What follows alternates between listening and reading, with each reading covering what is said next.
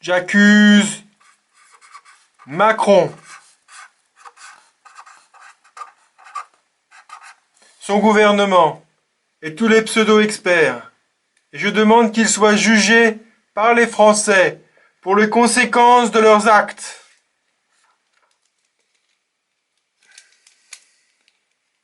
Il y a vraiment quelque chose que j'aimerais bien savoir. C'est en France.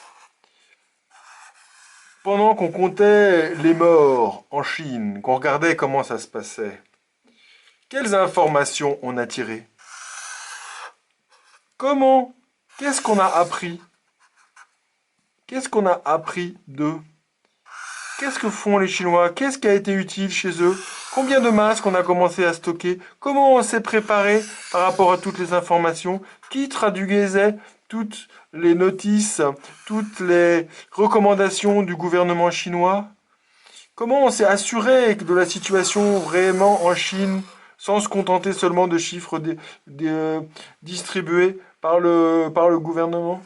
Comment tout cela a-t-il été capitalisé? Comment on a anticipé la situation? Comment on a, dès le début, fait des stocks de masques, faire grossir nos stocks? Est-ce qu'ils ont vraiment changé? Moi, j'aimerais bien avoir tout un tas d'informations chiffrées et très précises sur comment le gouvernement a vraiment préparé une telle crise, ou si simplement il était trop occupé à faire passer sa retraite pour taper sur les vieux, qu'il en a négligé cette catastrophe potentielle, qui sera d'ailleurs peut-être une catastrophe pour les personnes âgées de plus. Après Macron, le corona, 2 plaies pour les personnes âgées.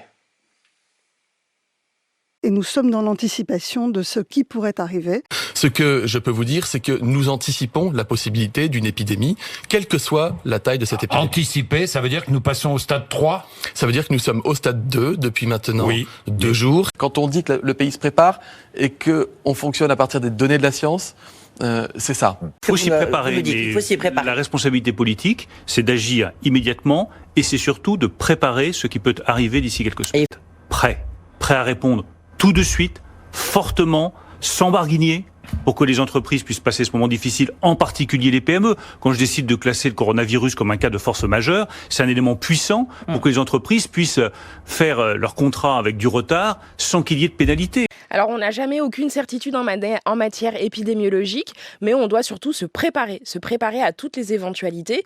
Le président de la République s'est exprimé, il a insisté sur le fait que nous devions être pleinement mobilisés, il a même utilisé le terme d'épidémie inéluctable ou d'épidémie inexorable, mais nous pouvons freiner cette situation, nous pouvons gagner du temps, en particulier pour sortir de l'épidémie de grippe. On est dans l'anticipation. Aujourd'hui, nous sommes à ce stade dans l'anticipation